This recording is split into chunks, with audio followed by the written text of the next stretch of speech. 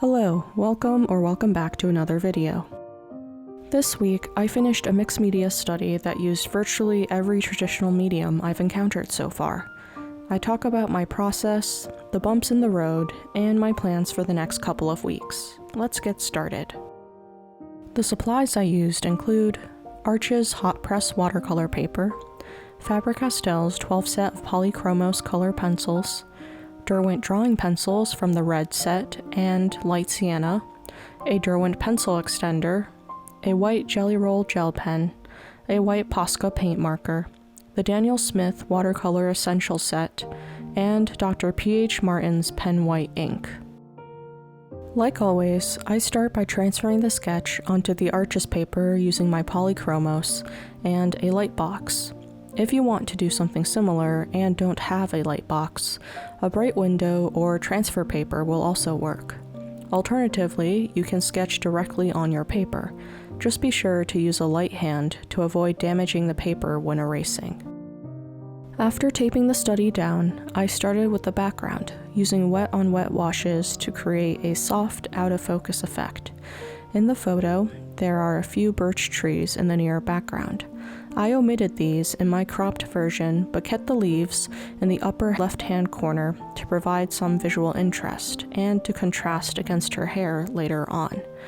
When using reference for studies, don't feel like you're constrained to exactly what the photo looks like. Add, remove, or change things if you want. Once the layer was fully dry, I added more saturation to the leaves with deeper greens and brighter golds to simulate the sun peeking through them and highlighting the edges. I also added more texture to the field behind the figure. I concentrated most of the color in the front and let it fade off towards the horizon. When you look at a scene, things farther away naturally have less contrast because there are more atmospheric particles between you and those objects. Adding this atmospheric perspective to your backgrounds will give a sense of depth, even on a flat piece of paper. My next step was to block in the figure. I started with her top, which was a mixture of all the paints except ultramarine, then moved onto her hair. In one of my thumbnails, I started with an orange base for the edges of her hair, and I ended up liking the effect so much that I decided to use it on the final study. Since watercolor is transparent, you can still see this layer peek through and warm up subsequent layers. In retrospect, I wish I stopped after the initial brown layer. I think since I was fresh off finishing the background, I wanted to finish the hair as well. Adding in the black layer helped bring the value to the final darkness, but it also caused problems. The main issue was bleeding. Even though the hair was dry to the touch, the black still bled into the skin layer and created a muddy color on the edges I would be fighting for the rest of the study. When I went in with a second layer for the skin, things didn't improve. I dropped in some orange to try to warm her skin back up, but that was counteracted by the cool tone in the brown I mixed for the shadows. In the reference, the figure is backlit, hence the orange rim light, and the highlights are relatively cool from the blue sky above. I should have leaned into the warmth of the shadows, but alas, I didn't. Unfortunately, things continued to get patchier with subsequent layers, likely due to issues with water control. I tried to fix some things with the pen white ink, but that brought me back to the muddy color problem, since the white desaturated the colors underneath. A couple years ago, I would have given up at this point, but I've done enough of these studies to know how to fix these kinds of mistakes. I focused on getting the right values for deeper areas, like the edges of the face, eyes, and lips. Then I stepped back, let everything dry, and moved on to phase 2. The first thing I did with my pencils was to add the darkest blacks to her face. Instantly, things start to improve as the contrast is restored to her facial features, and forms begin to re-emerge from the muddled mess. Normally, I only work with watercolor and then only layer pencil on top, but this time I decided to mix these two mediums. I deepened the shadows on her arm and hand with brown watercolor, then went back to the face to add more definition using that same color. Since Polychromos don't dissolve in water, I didn't worry about the pencil lines getting wet. From there, it was a matter of carving out form with shadow and light.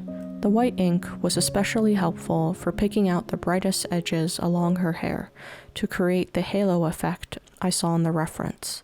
After learning from the earlier mistake with her hair, I waited until the area around the earring was finished to block in the darkest values there. The final watercolor layer was dedicated to detailing the shoulders, hand, and neck.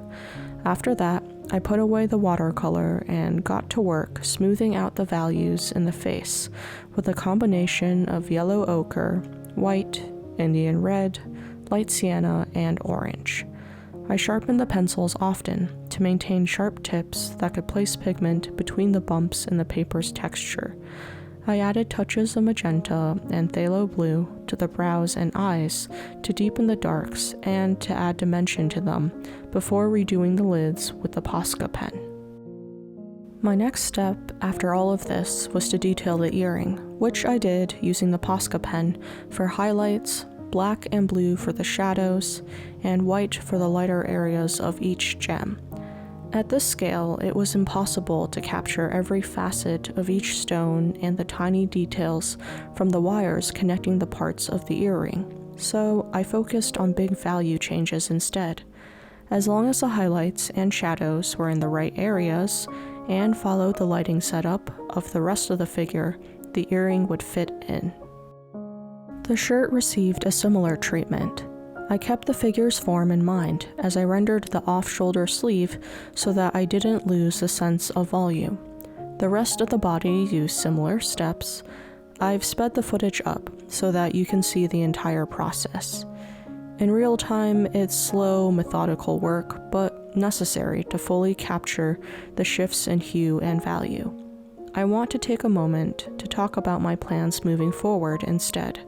This is my 12th study on Arches paper, and I only have one more sheet left.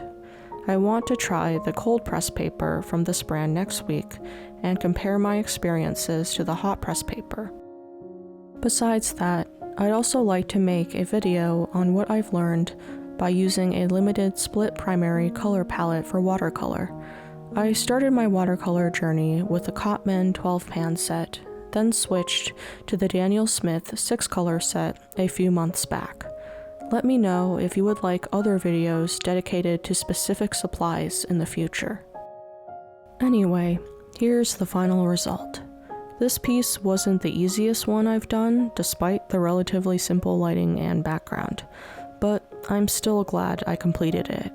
It showed me how much I still have to learn about water control and watercolor in general, and gave me an appreciation for my already beloved color pencils.